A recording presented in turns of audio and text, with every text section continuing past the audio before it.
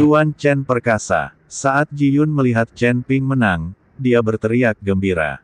Kepala istana-istana Guanghan dan yang lainnya juga sangat gembira. Mereka baru saja mengkhawatirkan Chen Ping, tetapi tidak perlu khawatir sekarang.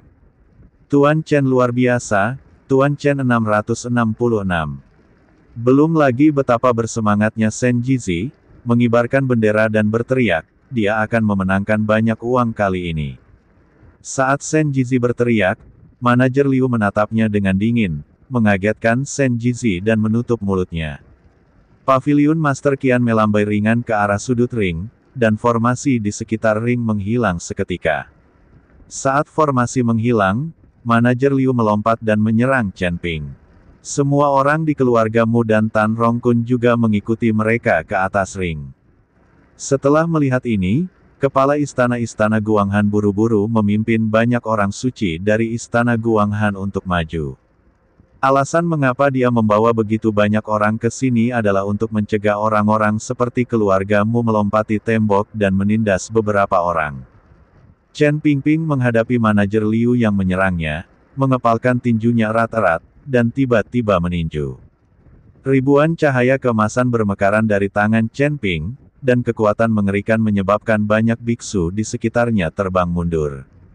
Tanpa penghalang formasi, semua orang benar-benar bisa merasakan kekuatan pukulan Chen Ping. Manajer Liu juga mengerutkan kening, melambaikan telapak tangannya di depan dadanya, dan memblokir pukulan Chen Ping. Tuan Liu, saya mengatakannya sebelum pertarungan. Dalam pertarungan hidup atau mati, Anda menyerahkannya pada takdir. Bagaimana Anda bisa mencari kesalahan? Paviliun Master Qian juga berjalan ke ring dan bertanya kepada manajer Liu dengan sedikit cemberut. Bunuh tuan muda kita, Chen Ping ini harus mati, jika tidak, bagaimana saya bisa mengikuti instruksi tuan? Manajer Liu berkata dengan tatapan mematikan di matanya. Sekarang Mu Qing adalah satu-satunya anak dari keluarga Mu, dan sekarang dia telah dibunuh oleh Chen Ping. Manajer Liu tidak tahu bagaimana dia bisa mengikuti instruksi kepala keluarga Mu.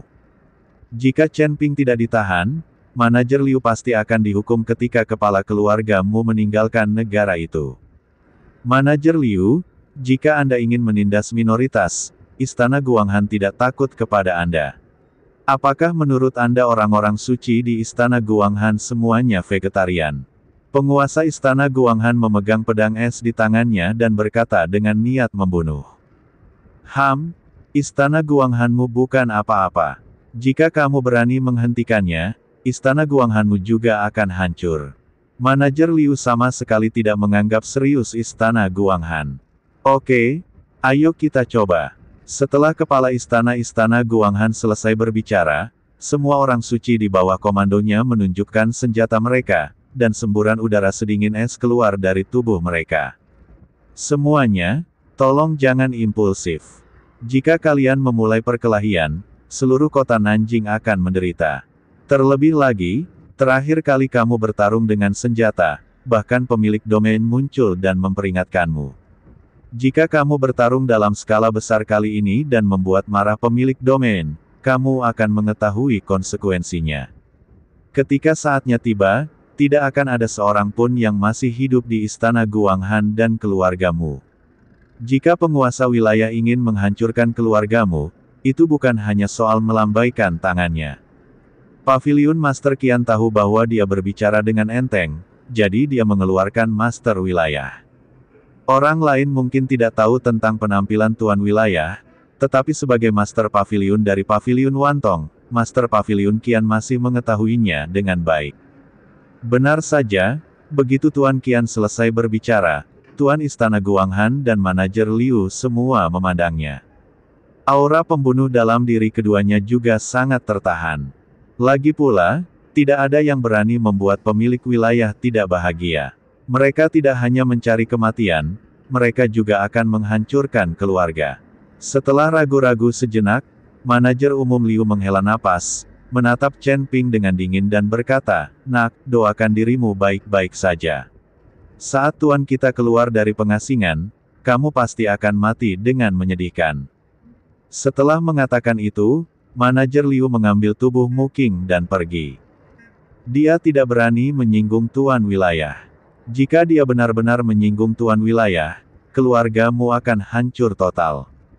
Itu bukanlah sesuatu yang bisa dilakukan hanya dengan membunuh Mu Qing. Manajer Liu pergi dan mengabaikan Tan Rongkun. Dan Tan Rongkun menatap Chen Ping, berbalik dan membawa orang pergi. Adapun meminta keluargamu untuk membantu mengirim beberapa biksu, Tan Rongkun tidak akan menyebutkannya lagi. Mu Qing sudah mati, dan keluargamu mengikuti mereka ke sekte darah dan tulang. Tidak masalah. Melihat bahwa itu mereka semua pergi, Tuan Istana-Istana Guanghan menghela nafas lega. Jika dia benar-benar mulai bertarung sekarang, dia akan dikalahkan oleh kedua belah pihak. Qian Gesu, terima kasih. Petik 2.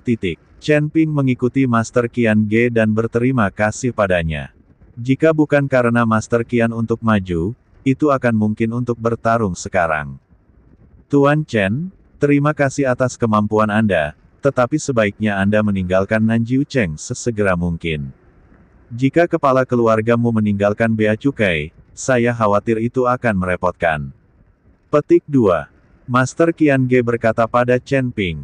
Saya mengerti. Chen Ping mengangguk. Tentu saja dia tidak akan menunggu di sini dengan bodoh untuk kepala keluargamu untuk meninggalkan kebiasaan dan menemukan masalah untuk dirinya sendiri. Dia juga ingin bergegas kembali ke Sekte Jiwa Iblis, dan kemudian mengikuti Master Sekte Jiang untuk menemukan tempat di mana Sekte Darah dan Tulang berada. Jika dia bisa mengumpulkan cukup banyak tulang dari Red Cloud Demon Lord dan menunggu Red Cloud Demon Lord untuk memulihkan tubuhnya, Chen Ping dapat mengandalkan Red Cloud Demon Lord dan menjadi tak terkalahkan di dunia surga dan manusia. Tuan Chen, kemana Anda akan pergi selanjutnya? Saya bisa mengantar Anda. Petik 2. Tuan Istana-Istana Guanghan bertanya. Chen Ping mengikuti Tuan Istana Guanghan dan mengatakan rencana perjalanannya. Setelah mendengar bahwa itu Chen Ping akan pergi ke Sekte Iblis Jiwa dan kemudian ke Gerbang Darah dan Tulang, Tuan Istana Guanghan memutuskan untuk membawa puluhan orang suci bersamanya. Chen Ping tidak menolak. Lagi pula, saudara senior Master Sekte Jiang dan saudara senior kedua memiliki kekuatan besar. Chen Ping belum tahu. Jika ada lebih banyak orang, akan ada lebih banyak kekuatan. Setelah Chen Ping mengucapkan selamat tinggal kepada Tuan Pavilion Qian, dia membawa Tuan Istana Guanghan dan yang lainnya ke pesawat di alun-alun untuk bersiap meninggalkan Nanjiu Cheng. Tuan Chen, Tuan Chen. Sama seperti Chen Ping hendak berangkat dengan pesawat, seseorang tiba-tiba memanggilnya. Chen Ping meliriknya dan menemukan bahwa itu adalah Shen Jizi. Saya melihat Shen Jizi berlari terengah-engah dan berkata kepada Chen Ping, Tuan Chen, Anda yakin Anda menang, mengapa Anda tidak menukar koin spiritual? Saya telah menebusnya dan memenangkan banyak hal. Petik 2. Setelah mengatakan itu, Shen Jizi menepuk tas uangnya yang bergumam, lalu mengeluarkan lebih dari selusin koin spiritual emas ungu dan melemparkannya ke Chen Ping, inilah yang saya berikan kembali kepada Anda. Berkat Anda, saya memenangkan begitu banyak uang. Petik 2. Melihat Shen Jizi seperti itu, Chen Ping tersenyum dan berkata, Pavilion Wantong memiliki cabang di mana-mana. Saya bisa menebusnya di tempat lain, tidak akan terjadi apa-apa. Petik 2. Mengenai apakah Anda dapat memenangkan uang, Anda sendiri tidak mengetahuinya, jadi Anda harus memenangkan uang ini. Petik 2. Shen Jizi tersenyum canggung. Jika dia tidak tinggal dengan Chen Ping untuk sementara waktu dan tahu kekuatan Chen Ping, Shen Jizi tidak akan bertaruh pada Chen Ping. Setelah mengobrol dengan Shen Jizi untuk beberapa kata, Chen Ping meminta Ji Yun untuk memulai pesawat dan mulai menuju Sekte Iblis Jiwa.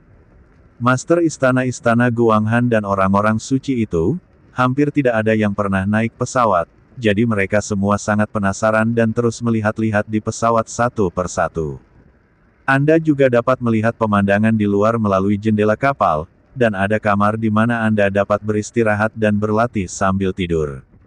Anda tidak perlu menyia-nyiakan salah satu kekuatan spiritual Anda, itu sangat nyaman. Tidak heran Wantong Pavilion memiliki sumber daya keuangan yang kuat, dan kekuatan di berbagai tempat tidak berani memprovokasi itu. Ternyata kapal terbang begitu nyaman. Petik 2. Ada banyak airships di Wantong Pavilion. Banyak biksu harus mengambil airship di Wantong Pavilion. Biayanya banyak uang untuk mengambilnya sekali. Petik 2. Sekarang kita bisa naik pesawat tanpa mengeluarkan uang. Ini bagus. Petik 2. Lan Yingying berkata dengan kaget. Airship ini memang cukup nyaman. Master Istana Guanghan juga berkata dengan sedikit kaget. Ada banyak kapal udara seperti itu di keluarga Ji Yun, dan keluarganya juga menggunakan kapal udara untuk menarik pelanggan untuk menghasilkan uang. Petik 2. Chen Ping tersenyum sedikit. Ketika mereka mendengar bahwa itu ada banyak kapal udara seperti itu di rumah Ji Yun, banyak orang suci menatap Ji Yun dengan kaget. Jika Istana Guanghan tidak memiliki aturan, diperkirakan banyak orang suci akan jatuh ke pelukan Ji Yun. Generasi kedua yang kaya semacam ini jarang terjadi. Setelah tiba di Sekte Jiwa Iblis, Chen Ping memperkenalkan kepala istana Guanghan dan Master Sekte Jiang. Setelah beberapa hari berkultivasi, Master Sekte Jiang dan murid dari Sekte Jiwa Iblis tidak lagi terluka parah. Ini juga berkat ramuan Chen Ping. Chen Ping dan yang lainnya tidak tinggal terlalu lama di Sekte Jiwa Iblis, tetapi dipimpin oleh Master Sekte Jiang untuk mulai mencari lokasi Sekte Darah dan Tulang. Bagaimanapun, Master Sekte Jiang berasal dari sekte yang sama dengan mereka. Baik itu aura di tubuhnya atau kebiasaan tertentu, Master Sekte Jiang memahami semuanya. Oleh karena itu, tidak terlalu sulit untuk menemukan lokasi Sekte Darah dan Tulang, ini hanya masalah waktu. Ketika Chen Ping memimpin semua orang untuk menemukan lokasi Sekte Darah dan Tulang, Tan Rongkun memanggil semua murid di dalam Sekte Darah dan Tulang. Tubuh fisik di Chongjing juga telah pulih, dan mereka semua duduk di aula utama. Kali ini, Tan Rongkun tidak dapat mengembalikan para biksu, yang menyebabkan kekurangan sumber daya di Sekte Darah dan Tulang. Anda pasti tahu kalau orang-orang ini berlatih dengan menghisap darah manusia dan memakan tulang manusia. Kakak kedua, bukankah kamu akan membawa beberapa biksu kembali kali ini? Mengapa kamu kembali sendirian? Di Chongjing bertanya. Hei, jangan sebutkan itu. Mu Qing dibunuh dengan pedang di atas ring. Bagaimana aku bisa mengikuti keluargamu dan meminta seorang biksu? Sepertinya kita hanya bisa mengandalkan diri kita sendiri di masa depan, tapi begitu kakak senior menerobos, akan mudah bagi kita di masa depan. Kata Tan Rongkun. Apa? Dia dibunuh oleh pedang. Kekuatan macam apa yang dia miliki untuk bersaing dengan Mu Qing? Bagaimana dia bisa membunuh biksu Mahayana tingkat pertama? Wajah di Chongjing penuh rasa tidak percaya. Alam kesengsaraan tingkat ketujuh adalah Chen Ping yang sama yang dikejar oleh aliansi penyegel iblis. Orang ini benar-benar aneh. Dia jelas berada di alam kesengsaraan tingkat ketujuh, tetapi kekuatan ledakannya sangat tinggi. Orang ini tidak hanya sangat sakti, tapi dia juga telah memadatkan Dharmakaya. Itulah Dharmakaya yang asli. Sungguh aneh. Tan Rongkun masih merasa ketakutan saat memikirkan pertarungan Chen Ping dengan Mu Qing. Alam kesengsaraan tingkat ketujuh. Membunuh Mu Qing dengan satu pedang. Di Chongjing mengerutkan kening. Dia juga memikirkan Chen Ping yang bertarung dengannya ketika dia berada di Sekte Jiwa Iblis. Hanya saja dia belum pernah bertemu Chen Ping, tidak mengenalnya, dan tidak mengetahui identitas Chen Ping.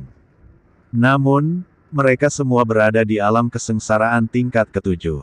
Di seluruh dunia para dewa dan manusia, mungkin tidak banyak orang yang berada di alam kesengsaraan tingkat ketujuh dan dapat membunuh mereka yang berada di alam kesengsaraan tingkat pertama. Dunia. Kakak kedua, beritahu aku seperti apa rupa Chen Ping.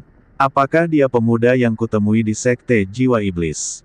Dia juga berada di alam kesengsaraan tingkat ketujuh, tapi saya bukan tandingannya. Pada akhirnya, bahkan tubuh fisiknya pun hancur.